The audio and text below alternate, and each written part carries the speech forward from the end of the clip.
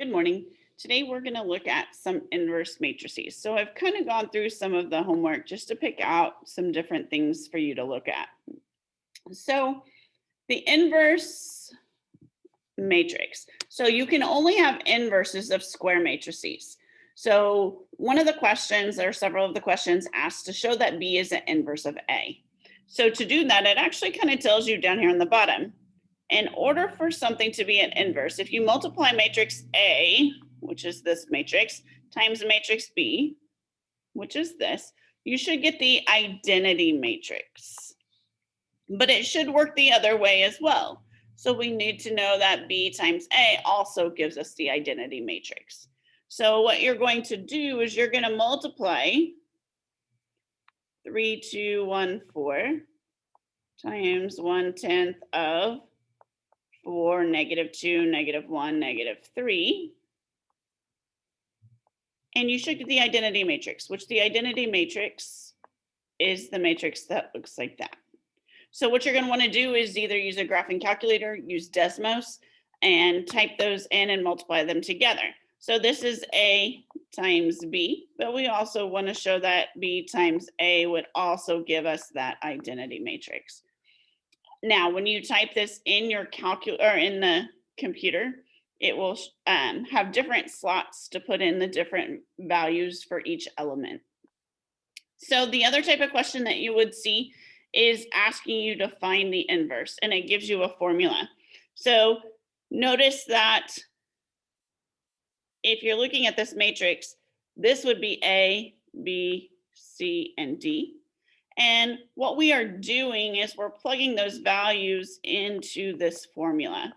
So we'd have 1 over, we have A times D, which is going to be a 3 times a 2, minus B times C, which is 5 times a -1.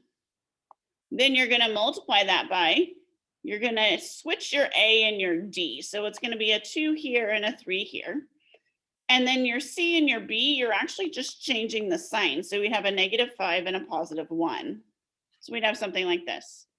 So then what you're going to do is we're going to calculate this bottom, which is going to give me 6 plus a 5, which is 1 over 11. And we're going to multiply that times 2, -5, 1, and 3. They may ask for the answer this way. They may ask you to go ahead and multiply that scalar times everything inside the matrix. The other type of question that you have is solving a linear system using inverses. So what we do is we create a coefficient matrix, which would look like this. Then we'll have a variable matrix with our X and our Y. And then we'll have our constant matrix with our 3 and our 6. So what we have to do is we have to find the inverse of A, or our constant matrix. We're going to call this A. So what you're going to do is you're going to find the inverse. You can do it by hand using what was on the previous slide, or you can find the inverse using Desmos or a graphing calculator. So if we think of this as matrix A times X equals B, to solve for your variables, or your X in this case, what you're going to do is you're going to multiply by the inverse. When we multiply by the inverse on the left-hand side, we have to multiply by the inverse on the left-hand side here. So when you get to your graphing calculator, if you type in this as matrix A, so if we say A is this matrix, and we let B be the matrix 3, 6, so on the Desmos or on a graphing calculator, you're going to type in the inverse of matrix A times B, and that will give you your solution. So if you have any questions or you need any help, please let me know. Just a reminder that next week is our spring break for lunch.